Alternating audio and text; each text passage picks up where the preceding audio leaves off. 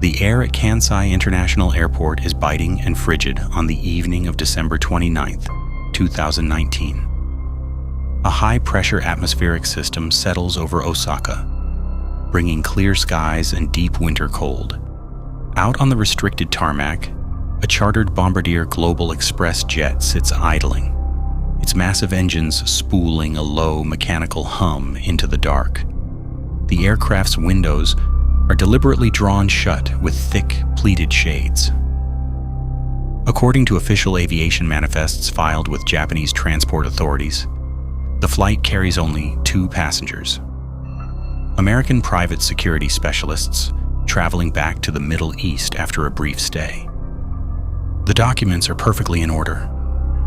The customs declarations are stamped. The terminal staff waves the flight through without a second glance. Yet, as the aircraft accelerates down the runway and breaches the airspace above the Pacific Ocean, the official manifest becomes a work of fiction. Deep within the pressurized cabin, resting on the floorboards, sits a massive custom-built audio equipment case. The heavy external latches unlock.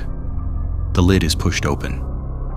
A third man steps out into the dim cabin light. He is an international fugitive, and his departure represents one of the most severe breaches of national security and border control in modern history. The true nature of this flight will remain entirely undetected until it is far too late to bring the aircraft down.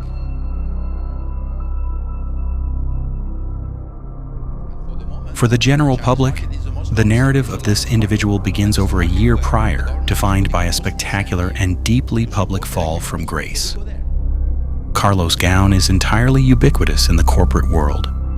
Operating simultaneously as the chief executive of Renault-Nissan and chairman of Mitsubishi Motors, he is the undisputed apex predator of the global automotive ecosystem. The international media presents him as a titan of industry.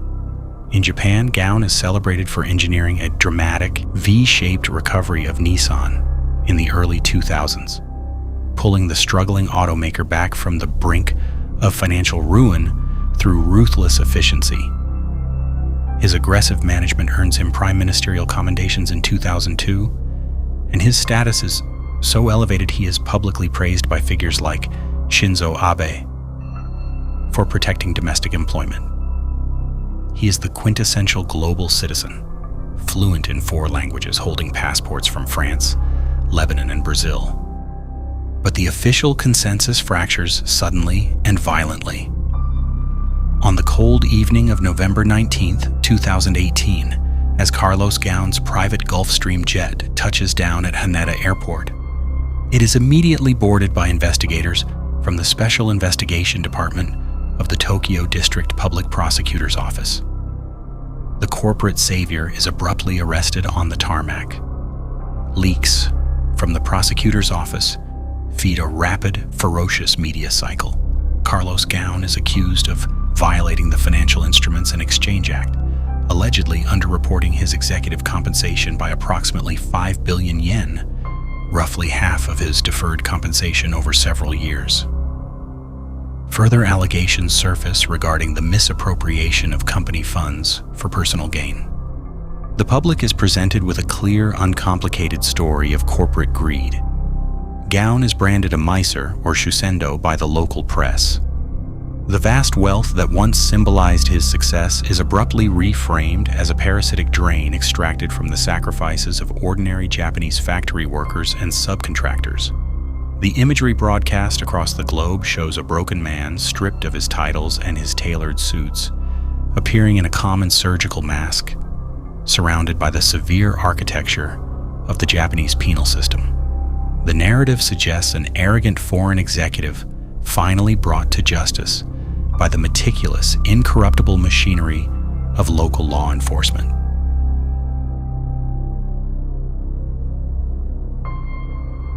Yet, beneath the surface of this official explanation, the foundation of the case against Carlos Ghosn relies on a sequence of events operating far outside standard corporate oversight. The timeline of the arrest reveals a labyrinthine conflict hidden within the Yokohama headquarters of Nissan.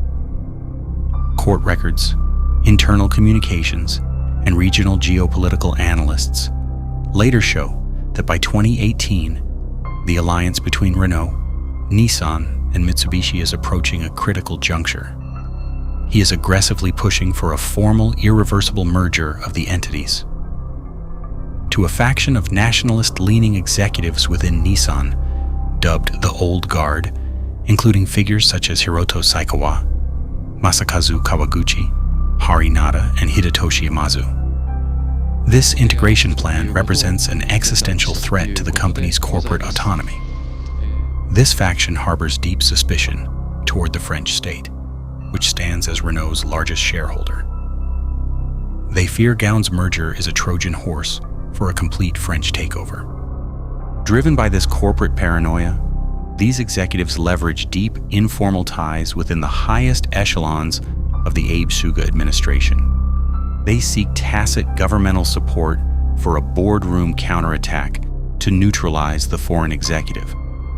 The internal corporate investigation that precipitates Carlos Ghosn's arrest on the Haneda tarmac bypasses the Nissan board of directors entirely, with Hiroto Saikawa taking the findings directly to the public prosecutors. This highly irregular procedural maneuver solidifies the theory among independent analysts that this is not a standard internal audit, but a highly coordinated corporate putsch. The transition from the boardroom to the detention cell thrusts Carlos Ghosn into an environment explicitly designed to dismantle psychological resolve. Japan operates under a legal framework known as hitojichi shihu, or hostage justice, boasting an astonishing criminal conviction rate of 99.3%. Domestic human rights lawyers and international observers argue this statistic is artificially inflated through systemic coercion, repeated arrests, and psychological attrition, rather than investigative infallibility. The architecture of this system relies heavily on the denial of pretrial bail and the weaponization of isolation. Suspects are routinely held for prolonged periods without the presence of defense counsel during daily marathon interrogations. The prosecution's strategy is designed to make the detainees' continued incarceration contingent upon their submission to the charges, steadfastly maintaining his innocence and characterizing the charges as corporate treason. Carlos Ghosn refuses to capitulate. Consequently, his isolation deepens. He spends 130 days in solitary confinement at the Kosuga Tokyo detention house. The physical realities of this facility are severe. Ghosn is held in a freezing, unheated cell. Fluorescent lights remain illuminated 24 hours a day, systematically depriving him of sleep and sensory equilibrium. Contact with his family is severed. Adequate exercise is denied. The United Nations Working Group on Arbitrary Detention subsequently issues a formal report condemning his treatment, categorizing the deprivation of liberty as arbitrary and a grave violation of his right to a fair trial under the International Covenant on Civil and Political Rights.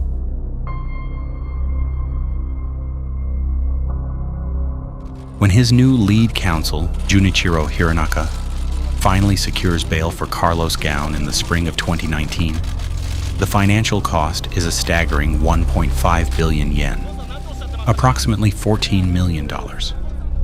However, the conditions of release merely shift the location of the confinement. The resulting environment functions as an invisible civilian prison. Ghosn is restricted to a designated residence in Tokyo's upscale Roppongi district. He is placed under strict 24-hour surveillance. His passports are confiscated, locking him within the country's borders. Internet and digital access are severely curtailed. Judicial permission to communicate with his wife, Carol Ghosn, is rarely granted, justified by authorities under the pretext that she might aid in tampering with evidence. Furthermore, a sophisticated network of surveillance cameras monitors the exterior of the residence, recording every movement and logging the identity of every visitor. Private security contractors, employed directly by Nissan, physically tail his movements through the city. They serve as a constant looming presence, ensuring Carlos Ghosn cannot meet in secret or approach foreign embassies. The panopticon appears absolute, an inescapable net of optical and physical tracking. However, a closer analysis of this elaborate security apparatus reveals a critical, fatal vulnerability. The closed-circuit television cameras outside the Roppongi residence are merely recording devices. The footage is not actively monitored by human operators in real time. Instead, the digital files are periodically collected and reviewed days later by the authorities. This temporal blind spot, an administrative lag in the chain of custody, provides the exact operational window required to move a high-value asset out of the country. Exploiting this flaw requires an operative possessing a rare, potent synthesis of military precision, international logistical networking, and extreme psychological resilience.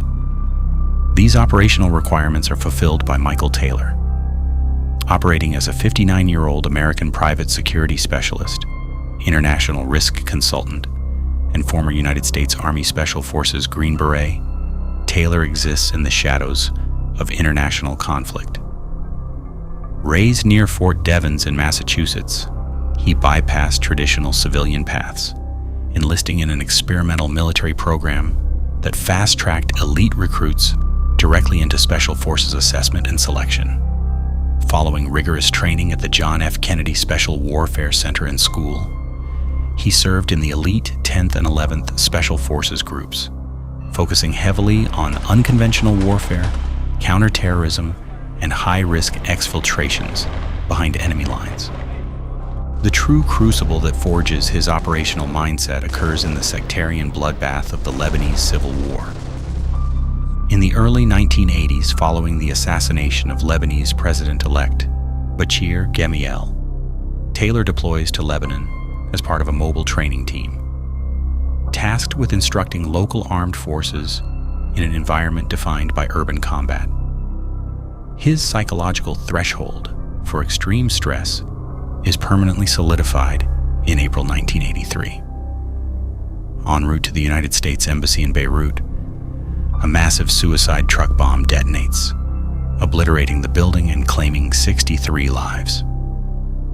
Disregarding the immediate danger of secondary explosions, Taylor rushes into the chaotic aftermath, pulling survivors from the burning rubble. Following his honorable discharge, the specialized skill set he possesses draws him back to the private sector. Operating under the Special Forces motto, De Oppresso Liber, to liberate the oppressed, Taylor executes numerous high-risk missions that standard law enforcement agencies lack the jurisdiction or capability to undertake. Yet his aggressive operational style consistently pushes the boundaries of the law.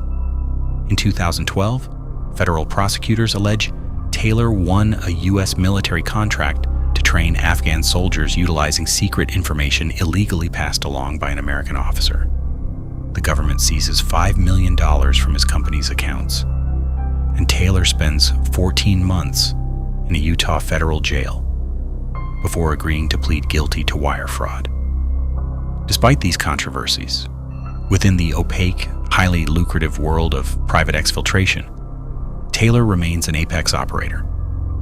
When approached by Carlos Ghosn's desperate network, Taylor is motivated by the logistical challenge, the financial reward, and a genuine belief that Ghosn is suffering under an authoritarian system of justice. He accepts the commission.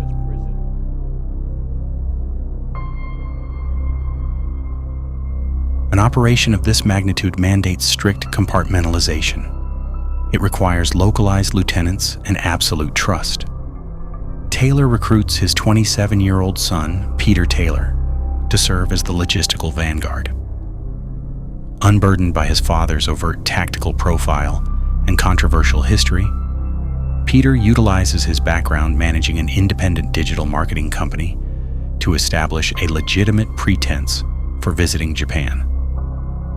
Between July and early December 2019, Peter travels to the country at least 3 times.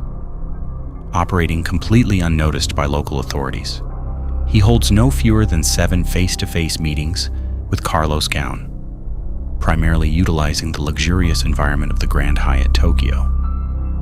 These meetings are vital. They bypass Ghosn's strict digital communications ban, allowing the team to pass encrypted messages, finalize the complex extraction timeline, and map the shift changes of the private security contractors trailing the former CEO.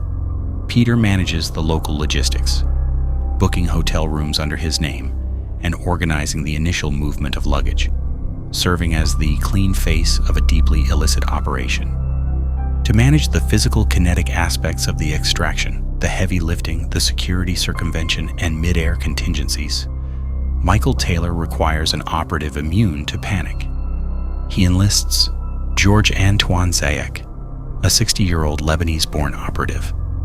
As a battle-hardened veteran of the Lebanese Forces Christian Maronite militia, Zayek saw extensive, visceral combat against the Lebanese National Movement, the PLO, and Syrian forces during the 1980s. Having survived multiple severe injuries, including trauma to his eye and leg, Zayek possesses an exceptional tolerance for life-or-death scenarios. Transitioning into private military contracting after the Civil War, he worked extensively in post-2003 Iraq, coordinating alongside American forces to secure highly sensitive industrial sites. His fluency in Arabic, his shared history in Beirut with Taylor, and his unflinching operational discipline make him the perfect tactical shadow. Moving an internationally recognized billionaire through the security cordons of an advanced G7 nation requires massive, untraceable capital. Financial records indicate the funding for the exfiltration of Carlos Ghosn is strategically layered to evade international anti-money laundering protocols. The baseline operational fund is established months prior to the physical extraction. Approximately $860,000 is wired from the Ghosn family to a corporate entity linked to Peter Taylor in October 2019. This fiat capital secures the heavy upfront logistics, chartering the expensive private jets through shell companies, securing safe houses, and commissioning custom equipment. However, recognizing the inherent traceability of traditional fiat wires, the secondary payments transition to decentralized finance. Digital ledgers show that between January and May 2020, Carlos's son, Anthony Ghosn, executes a series of 7 staggered cryptocurrency transactions. Exactly 63 Bitcoin are transferred from his personal Coinbase account to an address controlled by Peter Taylor. Valued at over $500,000 at the time and quickly rising to over $608,000, this digital payment functions as a success fee and a legal defense fund for the inevitable global fallout. Furthermore, the operational budget includes massive localized payouts to international facilitators. Turkish prosecutors later uncover a highly suspicious injection of approximately 33 million yen, roughly $300,000, into the personal bank accounts of Okan Kosman, an executive at the Turkish private aviation firm MNG Jet. This payment is categorized as a direct bribe to secure his absolute silence, falsify official flight manifests, and coordinate a highly illegal plane-to-plane tarmac transfer. With personnel and financing secured, the physical mechanics of the extraction must be engineered. Disguises have previously proven humiliating and entirely ineffective for Carlos Ghosn. He had famously been mocked by the Japanese press for attempting to disguise himself as a common construction worker during his initial release. Michael Taylor engineers a definitive, claustrophobic solution. Carlos Ghosn will not walk onto the plane. He will be loaded into the cargo hold as freight. Taylor commissions the construction of 2 massive heavy-duty flight cases, identical to those used by international touring bands to transport stage amplifiers. The primary box is custom-built by a theatrical staging company in Beirut to highly precise specifications. 56 centimeters wide, 70 centimeters deep, and 122 centimeters long.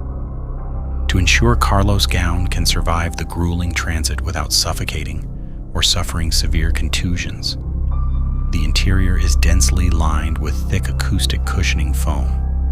This material protects the occupant from the impacts of airport baggage handlers and effectively muffles any inadvertent sounds or shifting movements from within. Oxygen deprivation remains a lethal risk. The extraction team utilizes industrial drills to bore exactly 70 breathing holes into the base and lower extremities of the box. The placement is meticulously calculated to provide adequate airflow while remaining entirely invisible to the casual inspection of any customs officer standing above the crate. The physical reality of the 56 by 70 by 122 centimeter enclosure dictates that Carlos Ghosn, a 66-year-old man, must curl his body into a tight fetal position, locked in absolute darkness, breathing recycled air.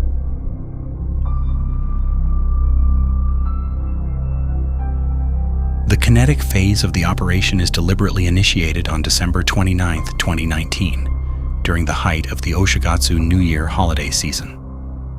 The massive volume of domestic and international travelers across Japan ensures that airport security personnel are fatigued, overwhelmed, and operating at reduced vigilance.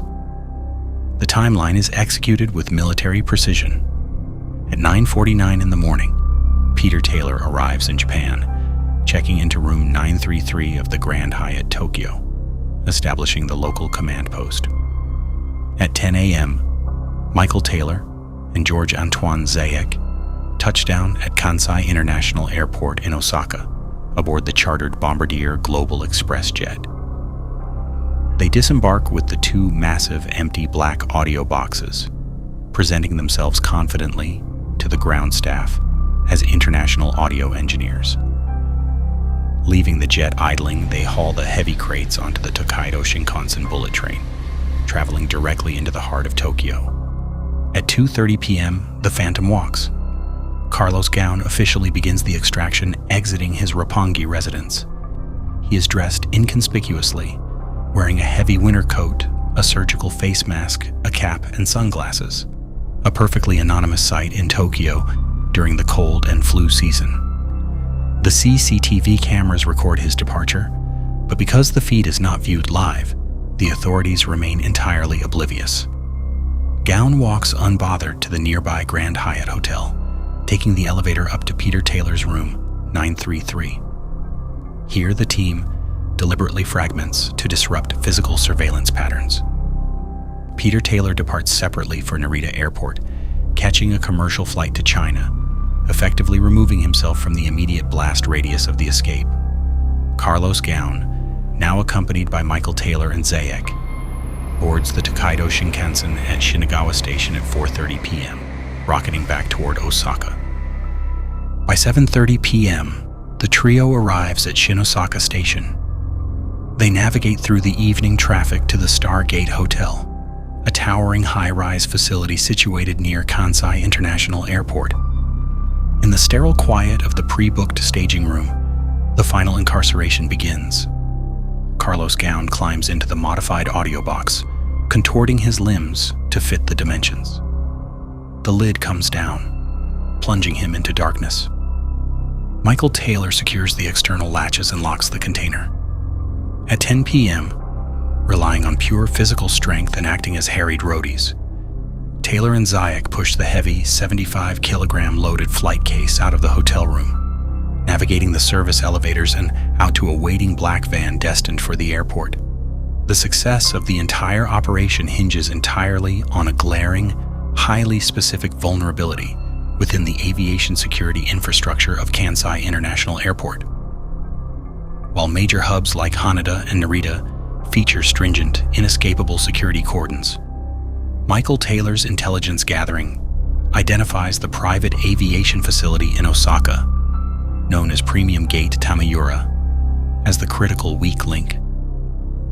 Hidden behind a nondescript door, this VIP terminal allows billionaires and foreign dignitaries to bypass commercial crowds entirely for a fee of 200,000 yen, utilizing a dedicated 300 square meter luxury and customs checkpoint. The catastrophic flaw in Tamiyura's security architecture is its physical baggage screening capability. The VIP facility simply does not possess an X-ray scanner large enough to accommodate oversized cargo, such as the 122-centimeter-long audio box. Standard aviation security protocol dictates that any crate too large for the machine must be opened and manually inspected by customs personnel. However, the ingrained culture of the VIP terminal creates an environment of intense deference and lax enforcement among the ground staff.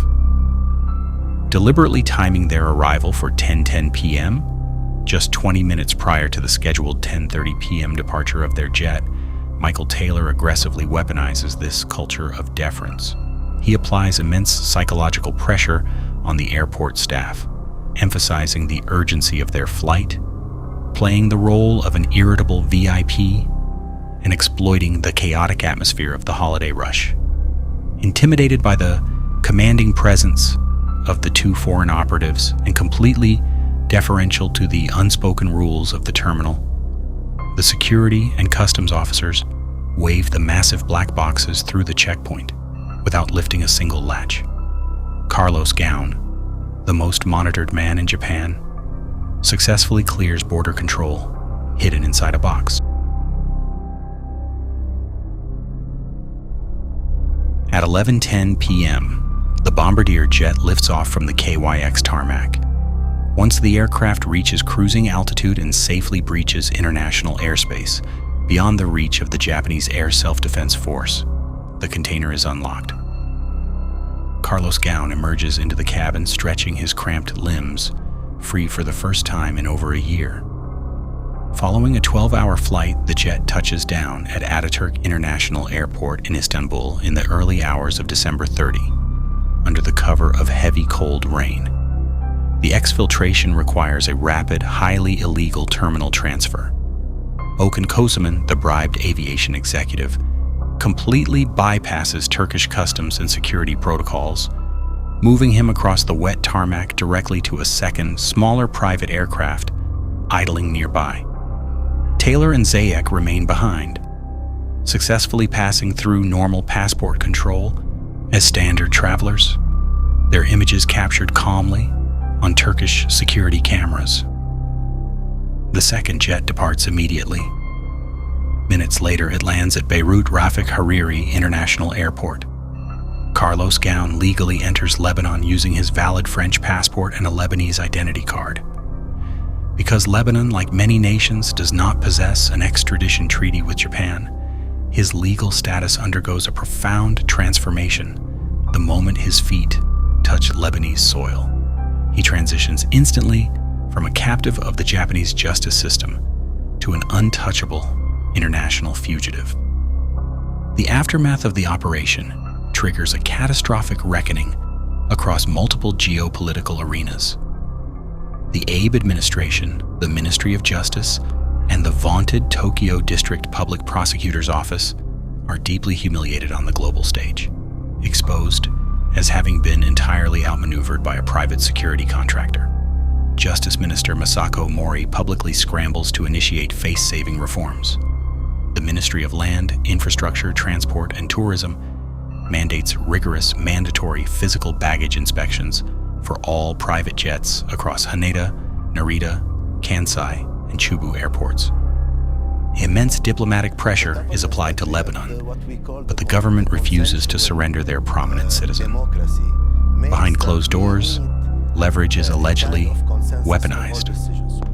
According to a leaked audio recording of a legal representative in Beirut, high-ranking Lebanese officials are informed that multi-billion-dollar International Monetary Fund financial aid required to rescue the collapsing local economy is directly conditional upon the extradition of Carlos Ghosn.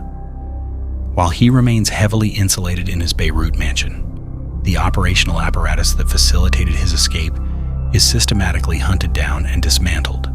Turkish authorities move swiftly against the local facilitators, arresting Okan Kocaman and multiple pilots for illegally smuggling a migrant. They are subsequently found guilty and sentenced to 4 years and 2 months in a Turkish prison. The reach of the aggrieved state extends across the Atlantic. Yielding to immense diplomatic pressure, the United States Department of Justice initiates action.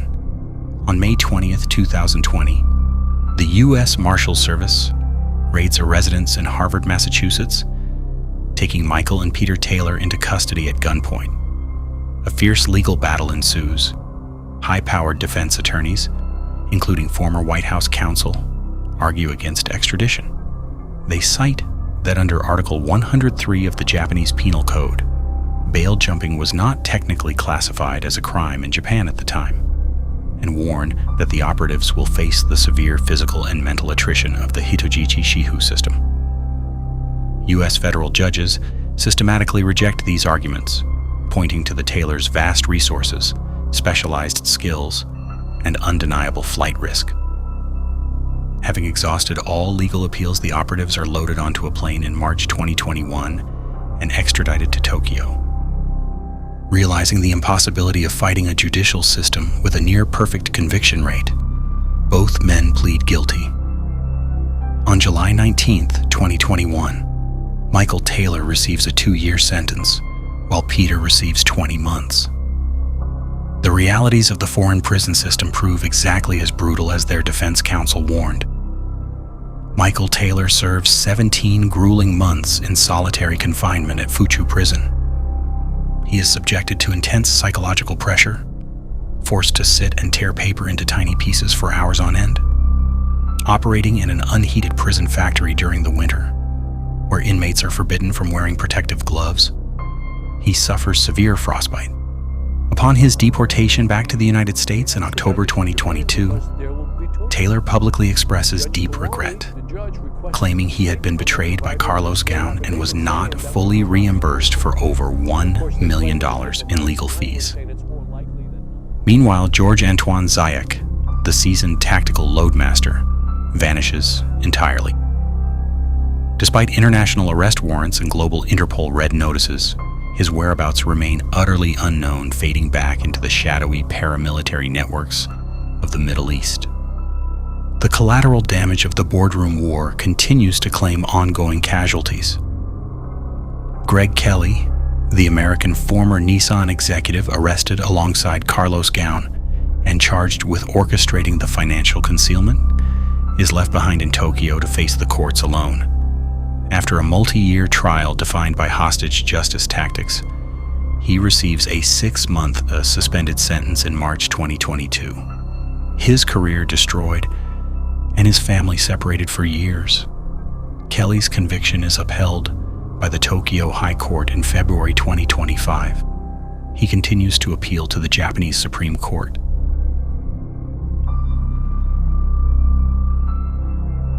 The extraction of Carlos Ghosn stands as an unparalleled masterclass in asymmetrical logistics and psychological manipulation. It brutally exposed the hidden vulnerabilities of an advanced nation's border security apparatus and the rigid fragility of its specialized justice system. Yet the flawless execution achieved an agonizingly Pyrrhic victory for nearly everyone involved. The Nissan executives who engineered the corporate purge successfully removed their chairman but deeply destabilized the automaker in the process, leaving the company in panic mode. The operatives who executed the perfect extraction paid with their own freedom, enduring the very penal system they had outsmarted. And Carlos Ghosn, having engineered a breathtaking escape from an invisible prison, remains trapped by the heavy chains of international law. Global Interpol red notices severely restrict his travel, confining him strictly to the borders of his host nation. The legal net continues to tighten globally.